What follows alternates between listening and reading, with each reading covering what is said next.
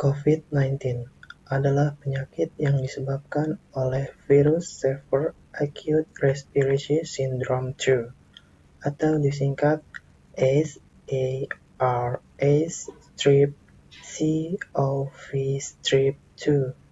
COVID-19 dapat menyebabkan gangguan sistem pernapasan, mulai dari gejala yang ringan seperti flu hingga infeksi paru-paru seperti pneumonia. Awalnya ditularkan dari hewan ke manusia. Setelah itu, diketahui bahwa infeksi ini juga bisa menular dari manusia ke manusia. Penularannya bisa melalui cara-cara sebagai berikut. 1. Menghirup percikan ludah penderita COVID-19. 2. Memegang mulut, hidung, mata tanpa mencuci tangan terlebih dahulu. Yang ketiga, kontak jarak dekat kurang dari 2 meter.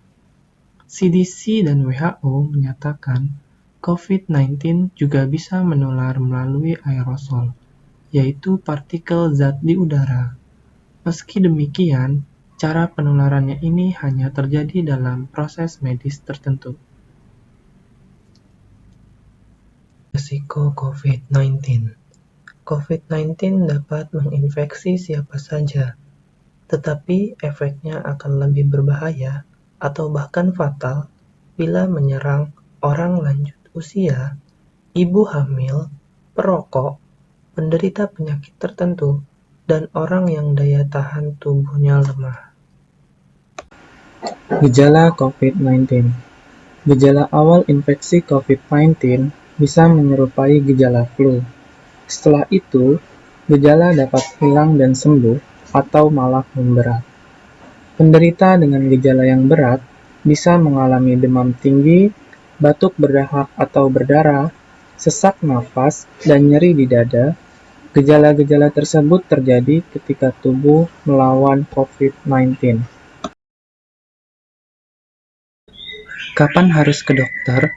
Segera lakukan isolasi mandiri bila Anda mengalami gejala COVID-19 selama 2 minggu. Bila muncul gejala baru, segera hubungi dokter. Setelah itu, dokter akan melakukan serangkaian pemeriksaan. Apakah pasien terkena COVID-19 atau tidak? Pemeriksaan yang dilakukan antara lain rapid test, tes PCR, CT scan, tes darah lengkap, dan analisis gas darah. Pengobatan COVID-19. Sampai saat ini, belum ada obat untuk mengatasi penyakit COVID-19. Tetapi, apabila mengalami gejala COVID-19, Anda bisa melakukan perawatan mandiri di rumah, yaitu yang pertama, lakukan isolasi mandiri selama 2 minggu dengan tidak keluar rumah. Kedua, ukur suhu tubuh 2 kali sehari. Ketiga, cuci tangan dengan sabun dan air mengalir.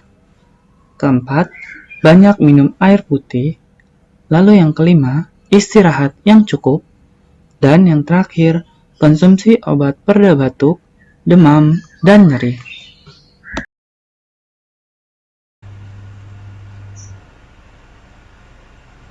Hampir semua kegiatan yang dilakukan di luar rumah dan menimbulkan kerumunan orang di masa pandemi seperti ini dilarang. Salah satu contohnya adalah pernikahan. Sejak pandemi masuk ke Indonesia, banyak pernikahan yang ditunda dengan alasan kesehatan. Kini, pemerintah melalui instansi terkait sudah melonggarkan aturan untuk menikah di masa pandemi. Untuk melangsungkan pernikahan di masa pandemi, pemerintah melalui Direktorat Jenderal Bimbingan Masyarakat Islam Kementerian Agama telah menerbitkan Surat Edaran Nomor P-3-3-HK-00-3-HK-HK-06-2020 tentang pelayanan nikah menuju masyarakat produktif aman COVID.